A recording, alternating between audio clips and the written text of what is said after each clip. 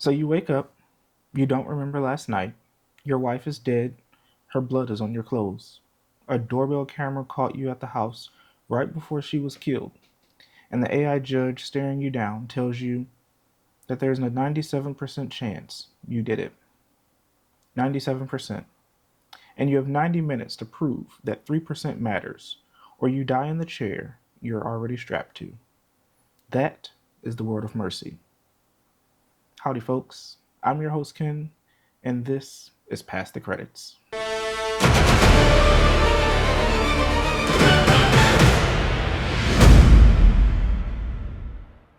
So, today we're talking about Mercy.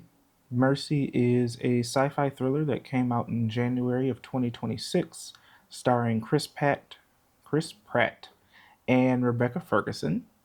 It was directed by Tamer Bekmam, Bekmambetov. I don't know if I'm saying that correctly, but that is the director, and I apologize for butchering his name. It landed at number one in the box office and got savaged by critics and then loved by everybody at home. So, first, let's talk about the director, Tamer. So, you've probably seen some of his movies.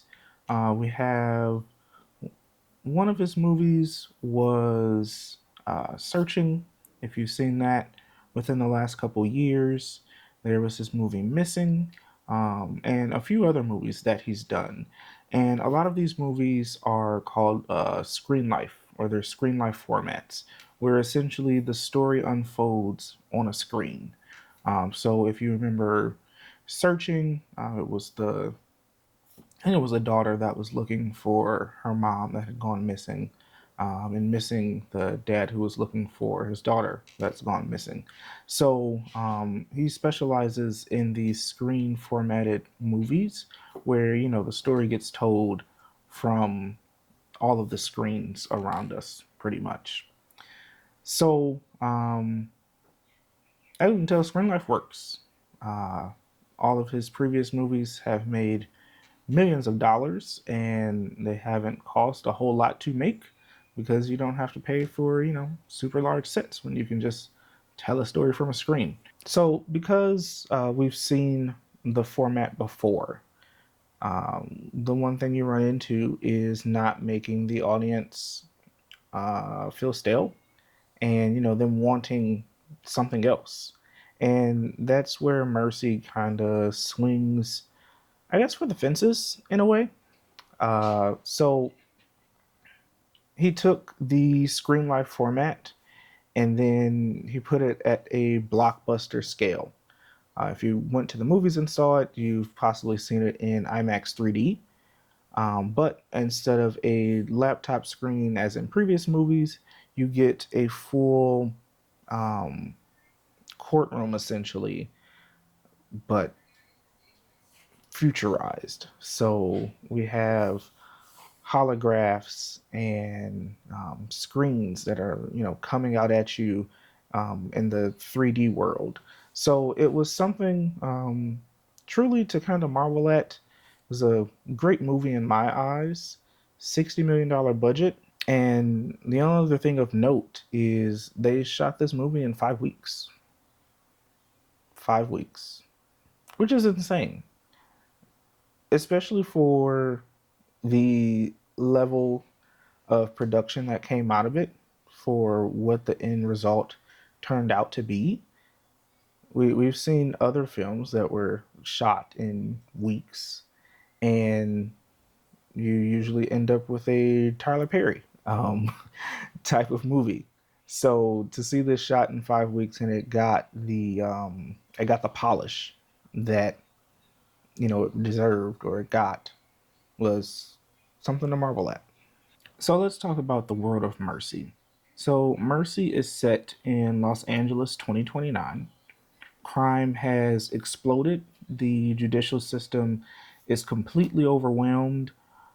Traditional courts have all but collapsed around the backlog of, just the insane amount of cases that they have. So, in response to this, the city of Los Angeles rolls out Mercy Capital Court, which is an AI judicial system with one very simple and terrifying rule: you are presumed guilty until you prove otherwise. They strap you into what they call the mercy chair, and the AI judge named Maddox, who's played by Rebecca Ferguson, she presents the case against you.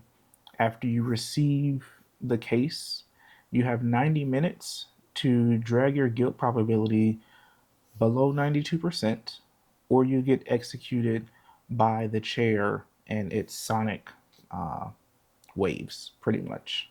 Should you be found guilty, you will be executed in precisely 90 minutes.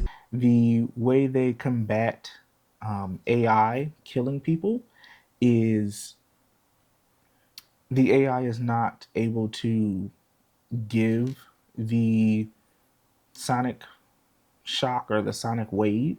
Essentially, that's what's on the 90-minute timer, and unless the AI stops the case before then, the chair goes off. So if you're able to prove your doubt within that 90 minutes, the judge, stops the case, and then you get released from the chair. One of the things that the movie kind of leans into is Chris Pratt's character, Chris Raven, was a champion of this system.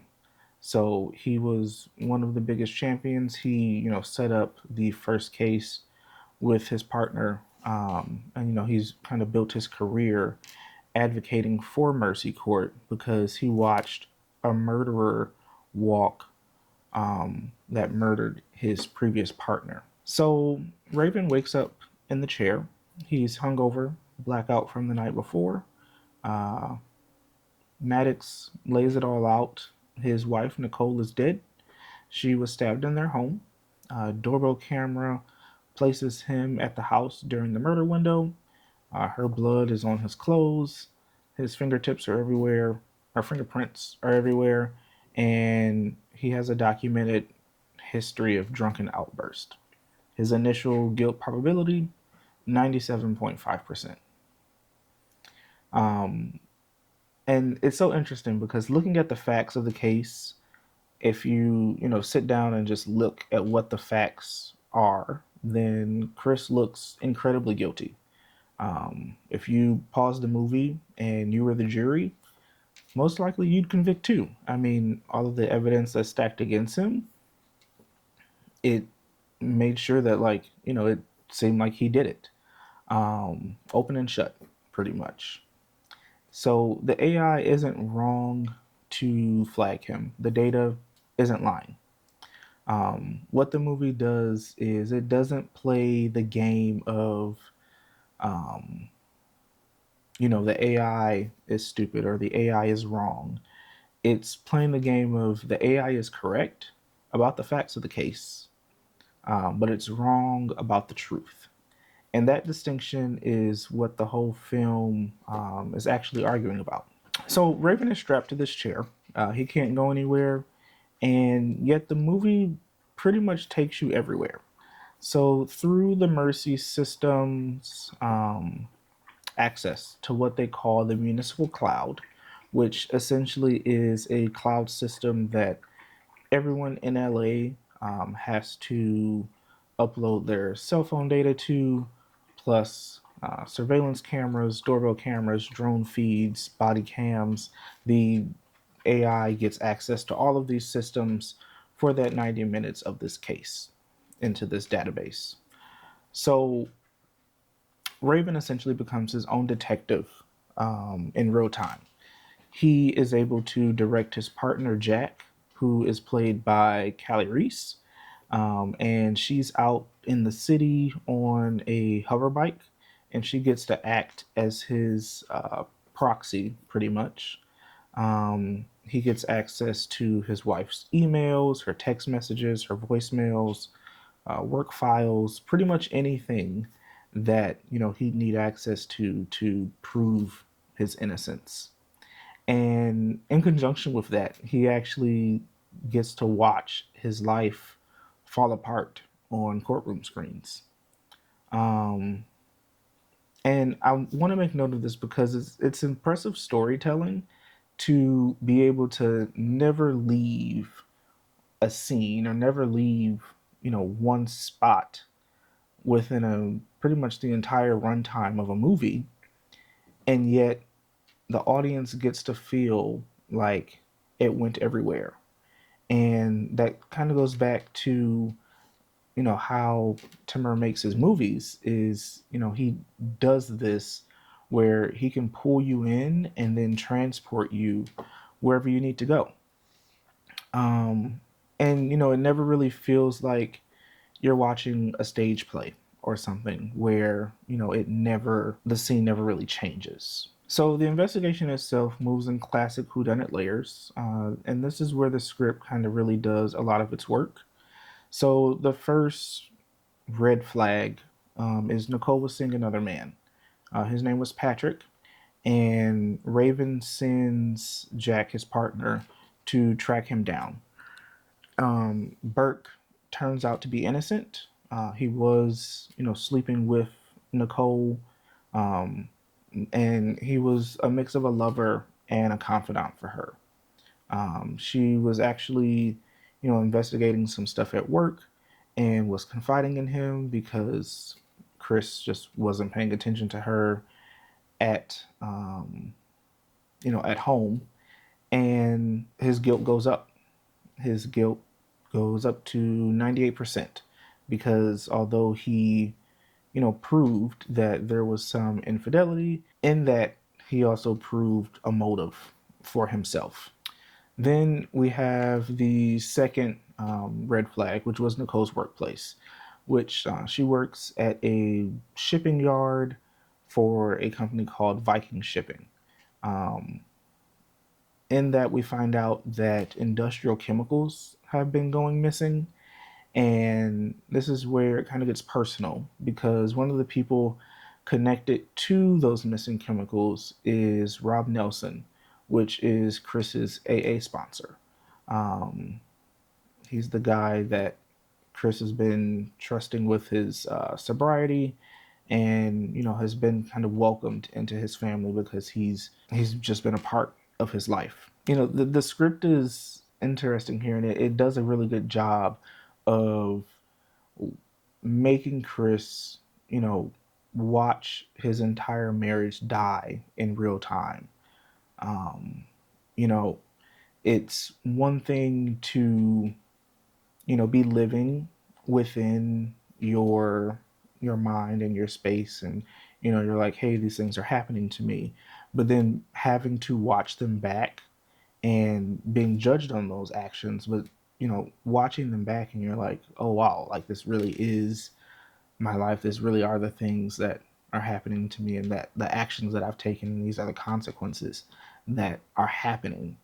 It really does, you know, hurt pretty much.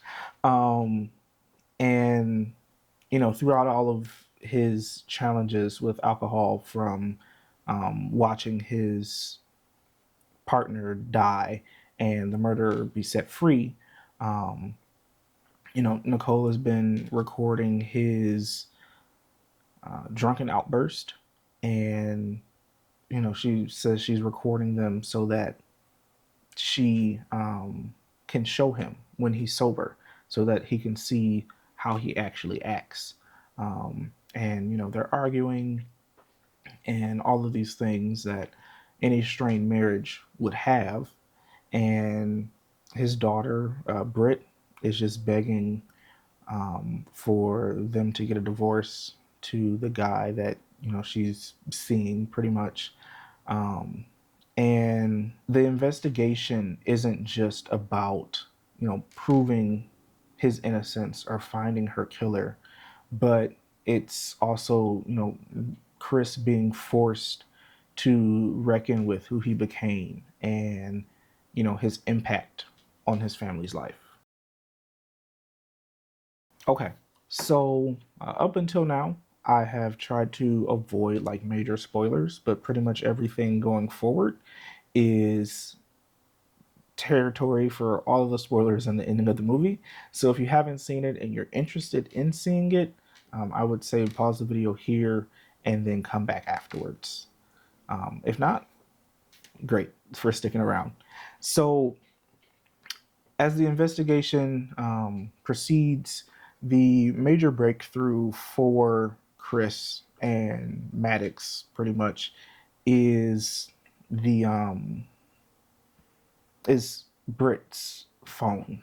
She's recording a video, or she's on a video call with the guy that she's secretly seeing, and during this, she hears a noise in the house.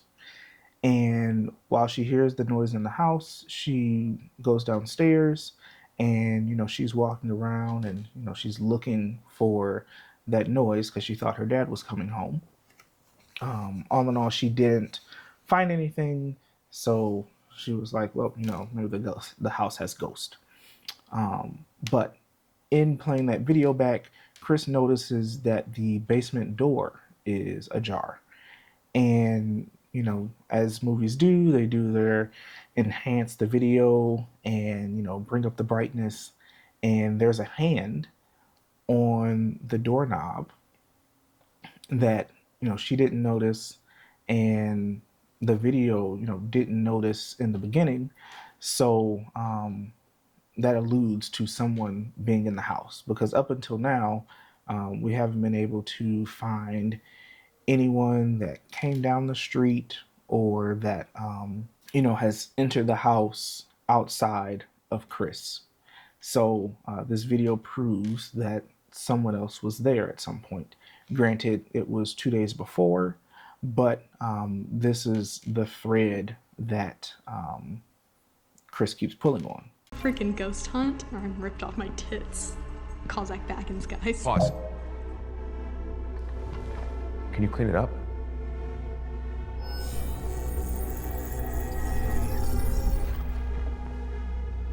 He never left.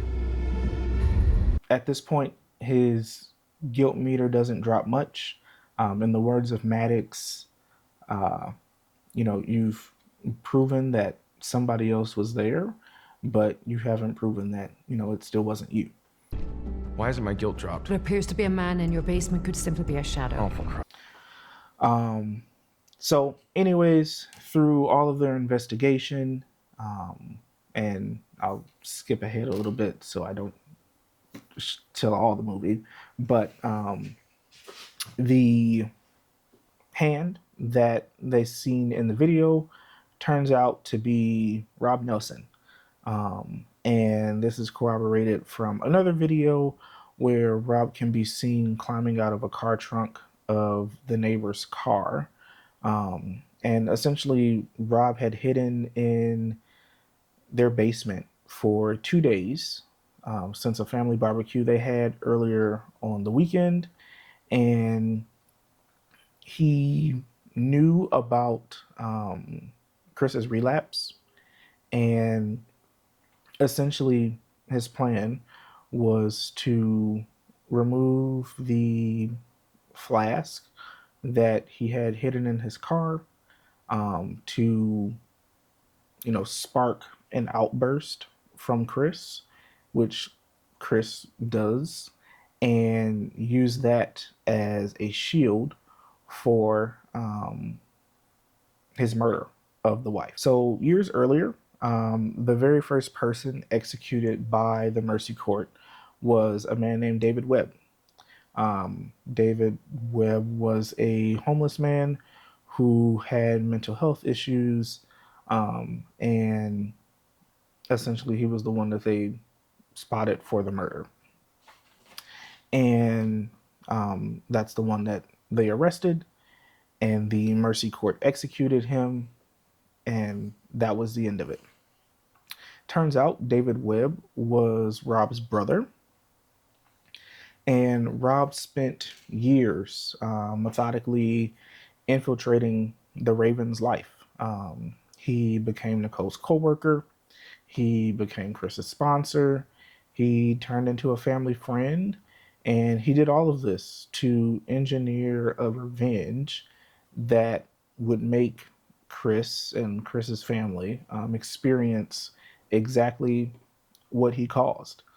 losing someone that he loved to a system that he built. Now, Chris gets acquitted. Chris is able to prove that he wasn't the one that killed his wife. But as I said before, the access to the Mercy system is only good for the 90 minutes that they are there, that the case is ongoing. So Chris decides to stay in the chair voluntarily, so that they can keep tapping into the surveillance network so that they can track Rob. Because at this point, Rob has kidnapped Britt, their daughter, and he is driving a semi truck full of explosives towards the Mercy courthouse. And pretty much the entire third act of this movie changes drastically from inside the courtroom to now we're on the run and big explosions everywhere. um, so an explosion kills most of a SWAT team. Jack's chasing Rob on a hover bike. There's a bomb robot on a bridge. Maddox, the AI judge, actually hacks the bomb robot so that Britt doesn't die. The truck crashes into the courthouse, which knocks the network offline. So Chris is now stuck in the chair until Maddox can essentially wake back up, which at this point, we don't know how long that's going to take because the AI system is now running at 40% capacity. Maddox is able to wake up and she releases Chris. At this point, Maddox reopens the Chris or David Webb case, and she's like, hey, present your new evidence. And so Rob talks about how David had called him that same night and was looking to crash at his place. And Maddox is like, well, I have no record of that. He didn't have a cell phone. And David's like, well, yes, he did have a cell phone. So Maddox does some surveillance searching and they find the call. So it turns out that David did have a cell phone. Maddox was able to run back security footage and she found the cell phone conversation between David and Rob. And it turns out that he was arrested with the cell phone, but Jack really needed the first case of Mercy Court to succeed. She says that everyone did. And to combat this, she stole the phone from evidence after she processed him and threw it into the river so that it was never discovered. Okay, so really quick, I want to run through what this movie actually is talking about, at least in my eyes. So the central thesis of Mercy is not AI bad. It's more specific than that, I feel like. I believe that it is saying certainty is the enemy of justice. So the traditional justice system failed Chris when his partner's murderer was set free. That was tragic. But Mercy Court killed an innocent man, and that's permanent. So you can reverse an acquittal, but you cannot unexecute someone. And I think the film argues the thing that Raven wanted to eliminate, human doubt, is the very mechanism that protects the innocent. Because even with all the facts, even with access to every camera in the city, every email, every phone record, the AI was wrong. And not only because things were being hidden from the AI, but also people have ghost cell phones, which are essentially black market cell phones that don't connect to the municipal cloud, and all these other things. So it's not because the data that they had was faulty, but it was because the data that they had or didn't have was corrupted by a human with motive. Garbage in, garbage out. And when you remove human oversight from the equation, from the process, there's nobody left to catch it. And something that the movie never really asks, and I think it's the most important one. So the film mentions that Chris is the 19th defendant, or the 19th person to sit in the mercy chair. That's 18 other people that have sat there before him. And Chris survives because he's a detective. He knows how the system works. He knows what questions to ask. He knows how to, run an investigation. He knows all of these things because he's been trained in it. So the question becomes, what about the others? What about defendant number four? What about defendant number six or number 11?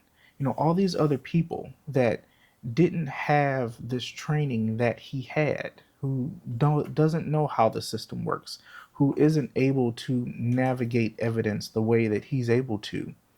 Um, there's could have been a teacher, a warehouse worker, you know, anyone else that wakes up in that chair or that's put in that chair and the AI goes, hey, you have at least, more than 92% of guilt. Prove to me that we're wrong. And how do you go about doing that? And the movie gestures this with David Webb. It gestures the thought of, a person being innocent and falling victim to the system.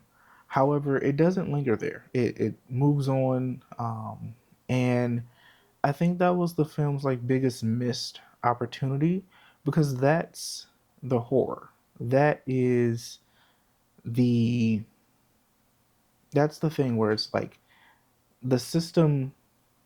The horror is not that the system failed Chris, because in the end he won. Um, but it's that the system was only ever designed for people who already know how to work it. I mean, it's the same thing we see in our own justice system. Um, and that gets me into something even deeper. And that, the usage of this AI. So Maddox's job isn't to prove innocence, it is to judge based on the assumption that it has access to all the facts. And that's precisely where the flaw lives. Because having all the facts means nothing if you don't know which questions to ask. When you think about it, the AI processes what it's given. It doesn't know to look for a man hiding in a closet or in a basement. Um, it doesn't know what a flask being missing means outside of the context of, oh, it's caused this bigger issue. It doesn't know the motives of Rob Nelson, and that it goes back 2 years or more, for his brother, which at this point we didn't know was his brother. Um, and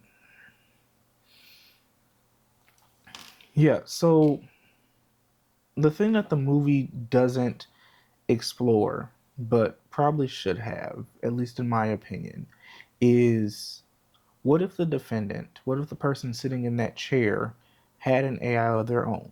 Not to judge, but to advocate, to counter Maddox's assumptions, to interrogate the data from the defense side. Because the problem isn't just that the AI judges, it's that the AI judges unopposed. It's up to you to convince the AI that all the evidence that they've presented you with that puts you in that chair today is somehow wrong. The adversarial structure of a real courtroom exists because truth tends to emerge from conflict between competing interpretations of the same facts.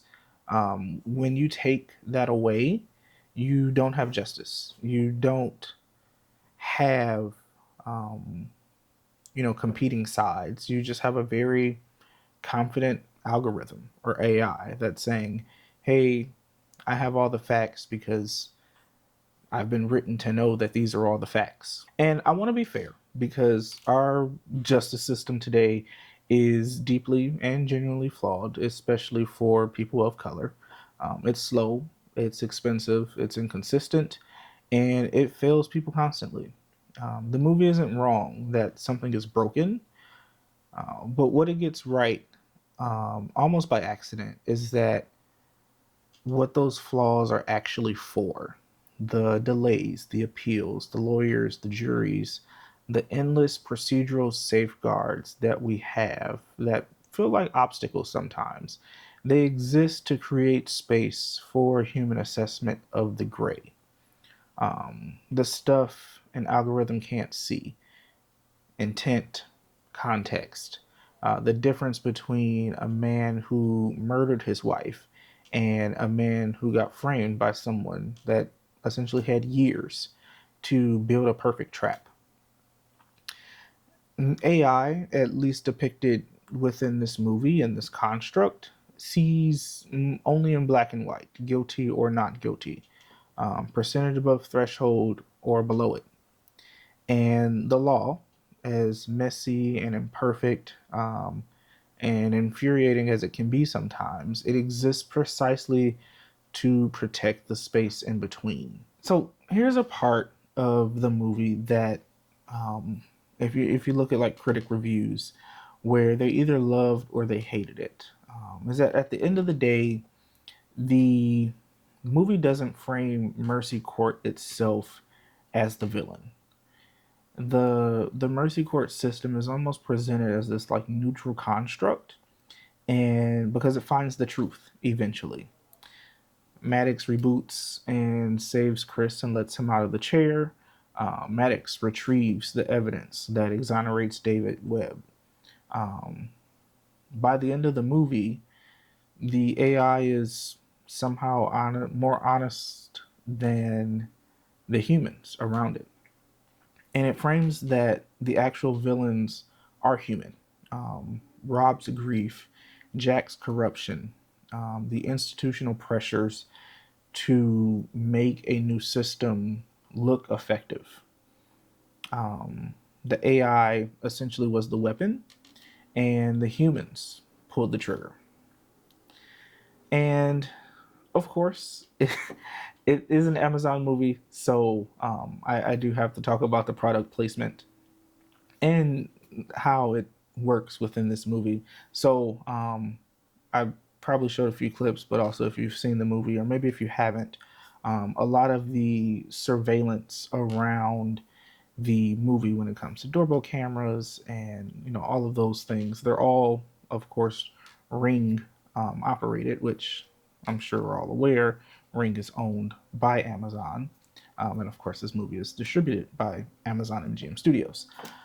But I say all that to say that recently Ring was in the middle of a real world controversy where they were in the midst of sharing footage with law enforcement and ICE and other surveillance firms, specifically like Flock Safety, and they got massive backlash for that. If we aren't aware of what Flock Safety is, it's essentially the monopoly on license plate readers for law enforcement. Now, I do want to make the statement that the movie does not celebrate surveillance. Chris isn't using the municipal cloud because, it's this cool tool that, he has access to and they can invade everybody's privacy. He's using it only because it is the only tool he has available to him to survive. And the film does a good job of presenting surveillance as a tool, not a utopia. And in the end, the same cameras that nearly got Chris killed are the same ones that ultimately exonerated him.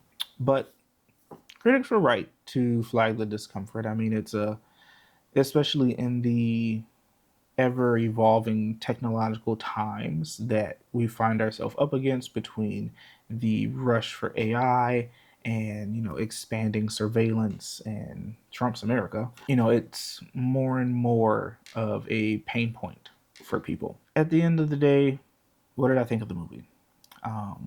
Honestly, I enjoyed it a lot. The courtroom as command center approach for the movie, for storytelling, was innovative. It worked. It got us outside of just the laptop screens that we've seen in Tim's movies before, and it pulled us into a new type of storytelling, which I genuinely enjoyed. Although the third act was a little jarring in the switch from essentially courtroom investigation to, hey, we're now blowing things up and you know driving a bomb across the city. um, Especially if you're able to see it in movies, I feel like it would have paid off even more. I watched it at home, but I still feel like it was a good movie overall. All right, so that's been Mercy, a film that traps a man in a chair and somehow manages to take you everywhere all at once. You got 90 minutes to prove your innocence. Let me know if you've seen it. Let me know what you thought about it. If you haven't seen it, let me know if you're going to check it out, and tell me what you think about it after you see it. I'm your host, Ken. This has been Past the Credits. You guys have a good night. Bye.